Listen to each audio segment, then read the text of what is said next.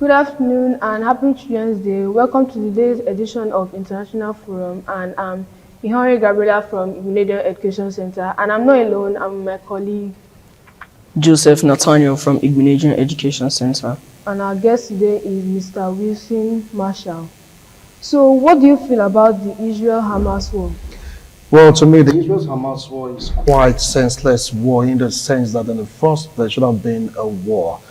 And I keep on wondering what provoked Hamas to launch an attack on Israel on October 7. That was the beginning of the war. How could you want to prove to the world that you have what it takes to bring down almost a superpower when you talk about the strength of Israel globally? That was a mistake they made. And the mistake right now is costing the Palestinians bitterly. Because if you check Palestine right now, the Gaza Strip, you just name it, is desolate in the sense that the Israeli Defense Force they went all out because of what Hamas did. They provoked the Israeli Defense Forces, and of course led by Benjamin Netanyahu, the Prime Minister, saying that since Hamas don't want Israel to exist, definitely Hamas also will not exist. And that particular attack on October 7 really provoked Benjamin Netanyahu, provoked the Jewish community. And that is the reason why we are where we are today. Hamas really were the ones on the offensive. But the way Israel is going about it, that will be talk for another day. All right, but do you think that Israel is overreacting to the attack by Hamas? When we take a look at reactions like what Einstein said, or Newton rather said, action and reactions are equal and opposite. Remember that Hamas has vowed that Israel will not exist.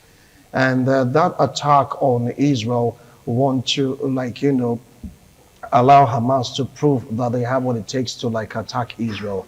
Maybe they want to prove to the world that Israel is not as secured as Israel thought or think that the nation Israel is secured by doing that. Israel reacting is to tell anyone that really want to trouble Israel that if they should go and attack Israel, Israel will not waste any time to go all out against them. That is what Israel is doing right now.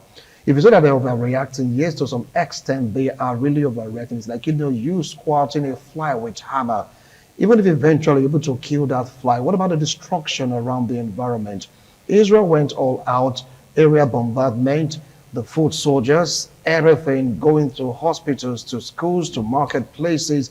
Sometimes you get to see casualties when you talk about women, children, the elderly, even the youth that are affected also, because Israel is like, a wounded lion fighting for its survival. So the way they are going about it really, according to what the world is saying, is like really they are overreacting because of the casualties recorded so far in the side of the Palestine. You can take a look at what is going on right now in that particular war zone. You get to realize that starvation is imminent, outbreak of this is imminent. You get to see people suffering from dehydration, and right now malnutrition is going to be the order of the day. Now, coupled with that, area bombardment is like there's no peace in that particular region. Israel, according to Joe Biden, should do a surgical operation by fishing out Hamas terrorists. But from the way they're going about it, they're really overreacting. It's like they went overboard.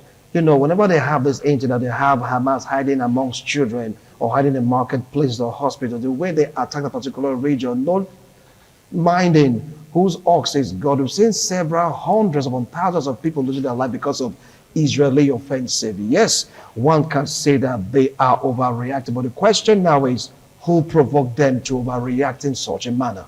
That's the question right now. What do you feel about the constant bombing of Israeli defense forces? About the constant bombing by Israeli Defense Force, because they said one thing, that they don't want Hamas in Palestine, that anything about Hamas, government run by Hamas, they don't want to see them. Maybe that is what they really want to achieve.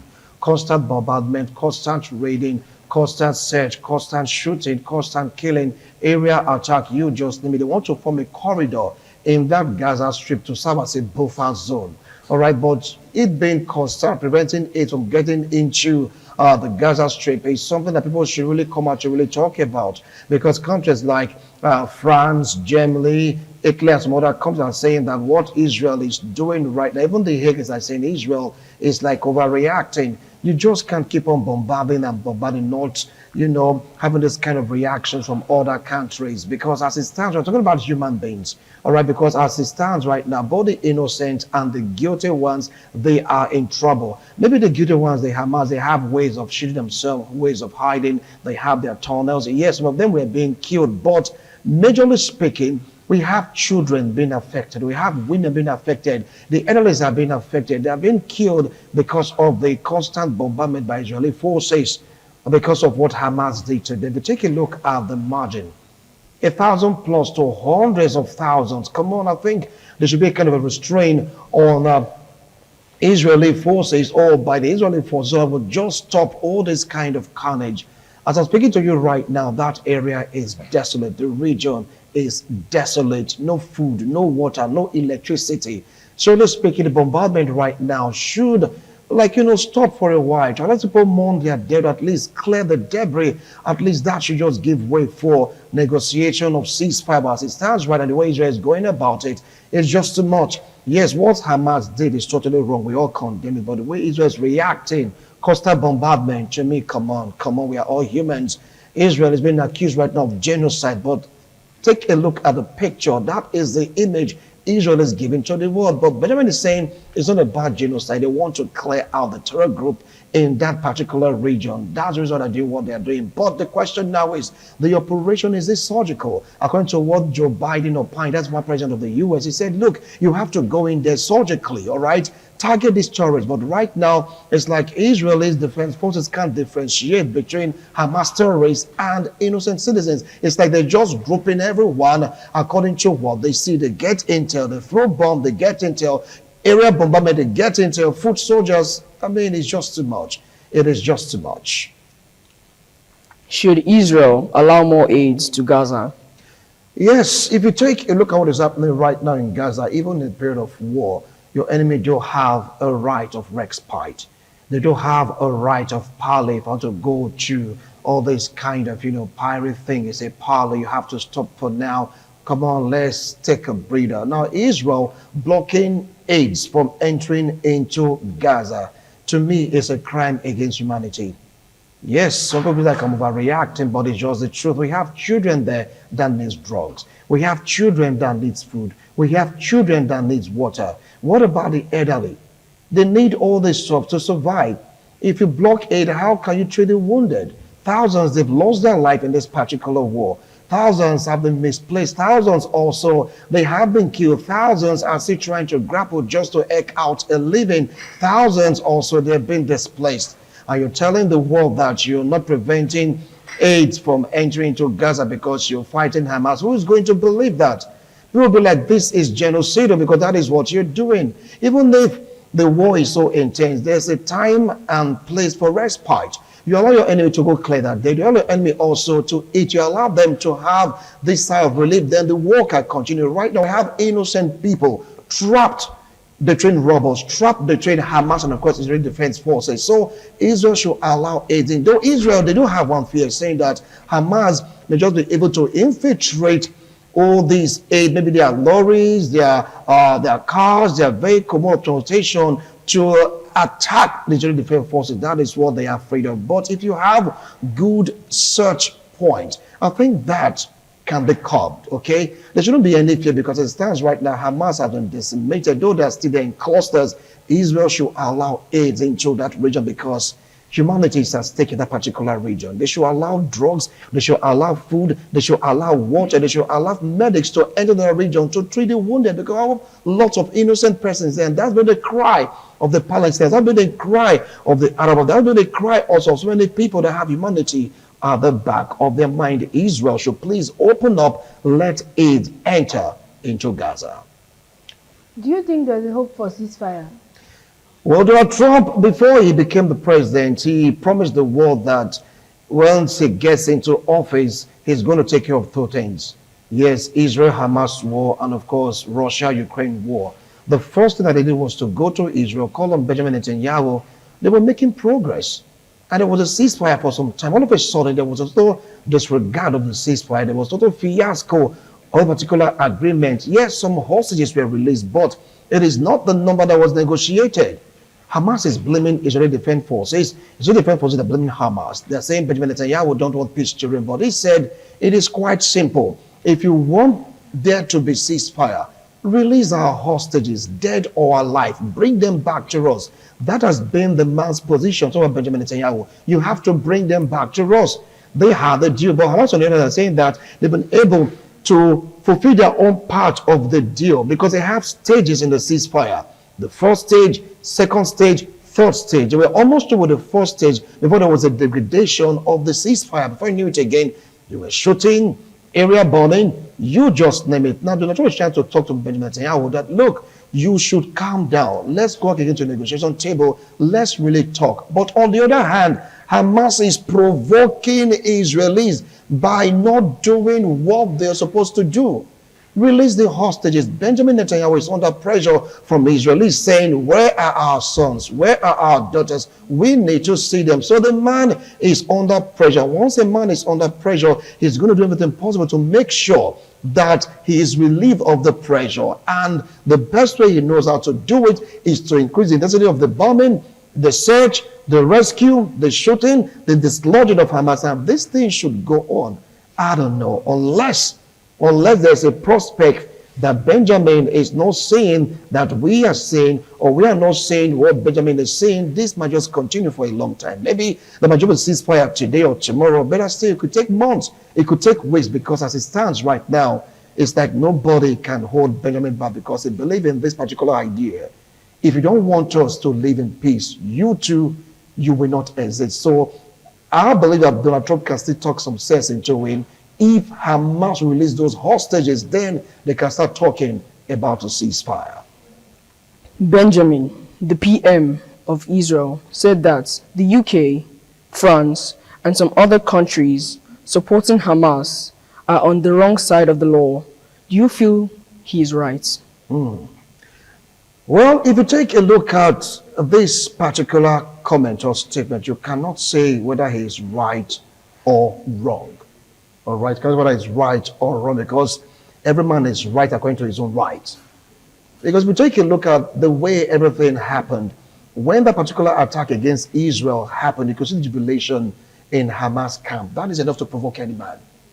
Do you understand it? Now, France are looking at it from the angle that humanity is suffering in that particular region. They are accusing Israel of, carrying out a genocide.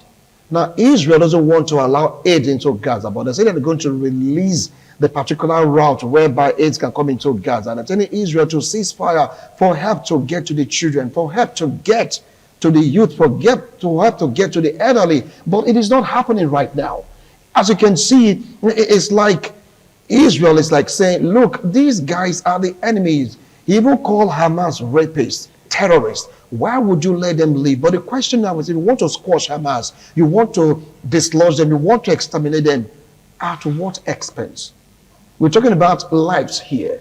Because you're just going all out, area bombardment, all the innocent and guilty, they are just there suffering. Now we have more of the innocent that have nothing to do with Hamas. They are just in the middle of all this. So if you see that they're on the wrong part of the law because they're encouraging them to fight for their own sake, that might not be correct. But if you see that they're on the wrong part of the law for supporting Hamas to continue what they're doing in terms of terrorizing people, then he is correct. So there's no clear cut. It's just shades of gray, not black, not white. They all have the point that they are giving. So I would not totally agree with Benjamin Netanyahu in one particular instance, and I would not also not agree with what he's saying if I take a look at it from both sides. So let's say the man is just in the gray. It could be a yes or a no, or leave it in the middle. The killing of Israeli in Washington, D.C. What do you think will be the impact on the war? What started all this? Killings of Israelis by Hamas group. And now the war intensified. You get to see Israeli Defense Forces going into Hamas territory, dislodging them, taking them out of the equation. People have been crying that Israel, the way you're going about it is not correct. Yes, Hamas did something wrong. They have to be punished, but you are punishing the innocent. Also, in this particular onslaught, stop, let's negotiate for a ceasefire. According to them, Hamas is just there in the middle of Palestine causing this trouble. That just few, according to them, that caused this issue. Why not do what Joe Biden said, right? Surgically take them out. But Hamas, they are so smart by using children, women as shield. So what do you want Israel to do?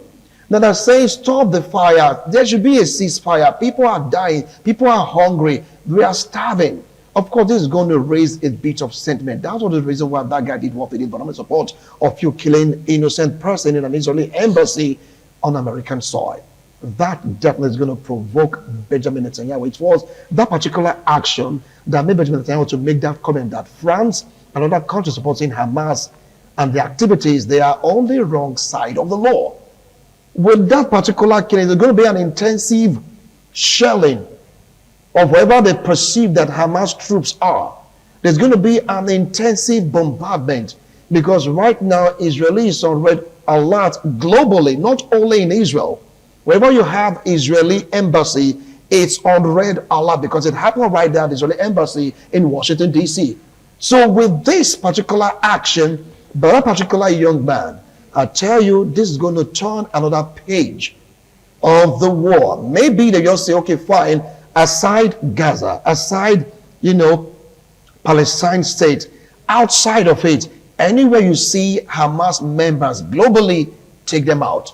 That's the called escalation of the war, and that will not help anyone. To me, that particular action, because he said free Palestine, that means he was talking about the war, people that are suffering, but he doesn't have the right to take it into his own hands by killing an Israeli citizen in the US. Trump is not happy about it. So if you're to be Benjamin Netanyahu, what are you going to do? It is going to be all-out war. There's going to be an intensity that we've not seen before, and they talk about ceasefire. In the next few weeks, I don't think they will think about ceasefire because right now, Israelis, they are angry. They have issued a warning to all the embassies. If you see any foreign object, foreign entity that doesn't know how to explain his or her movement in the embassy, stop them, question them, get to know what they want. So let's say it's going to have a negative impact on the ceasefire.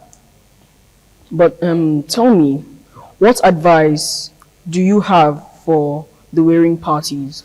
Wow, warring parties. Remember, war is not a good thing. War is not a good thing, despite the fact that Hamas started all this. But come on, Israel is the bigger giant here. Hamas is just a terrorist group that is causing trouble, causing discomfort, causing pains globally, so to speak, according to, the terrorist watch group. But they are saying they are freedom fighters. If you're freedom fighters, why would you go infiltrate or, let's say, break through defenses of Israel, kill some Israelis, abduct some, and you are beginning to use a leverage against Israel? No right-thinking prime minister or president will take that. All right? Yes, it's high time they shift the sword. It's high time they sit back. It's high time there should be a ceasefire. It's high time they stopped all this killing. It's high time they forget about the fact that what Hamas did to them is painful. Take a look at the repercussion. It has quadrupled that of the effect of Hamas. They've killed more Hamas militia. They've killed more Palestinians because of this same particular issue. I believe Israel should listen. Hamas also should listen. Release their hostages so that all this will stop, so there can be a ceasefire. But steps should be taken also to prevent it from happening. Talking about the reoccurrence of the particular attack that led to all this war. Benjamin should listen more with his heart. Because right now, I feel that Benjamin Netanyahu, the Prime Minister of Israel, is listening with his own emotion because of what he felt that he has felt as a prime minister because of that particular attack. He wants to prove to the Israelis that he is still a reliable prime minister. That's why he's doing what he's doing. Take all Hamas terrorists out of the equation. Their supporters also notwithstanding. But it's high time he listened to other countries. It's high time he dropped his emotion. It's high time he start looking at the implication of what he's doing. He has gone too far. He has gone too far. Hamas also should please stop provoking Israel. Stop provoking them. Bring out the hostages, dead or alive. If they are dead, there's nothing they can do about it. If the ones that are remaining that are alive, you bring them out so they can negotiate a ceasefire. Because if they start attacking Israeli embassy, it will be worse off. So they should come to the round table. Donald Trump is there. He was able to broker the ceasefire at the first amendment to the Oval Office. He can still do that. Maybe he's so busy with Russia and Ukraine. Or maybe when it's true with Russia and Ukraine, he may just come back again to Israel and Hamas for them to really talk, because peace, they say, is ultimate. And it's the best thing that everyone is looking forward to, even right now. The world needs peace. So we've come to the end of today's segment of International Forum for Children's Day. I am Ihori Gabriela from Media Education Center. Thank you. I remain Joseph Omale Nathaniel from Igbinedian Education Center. Thank you.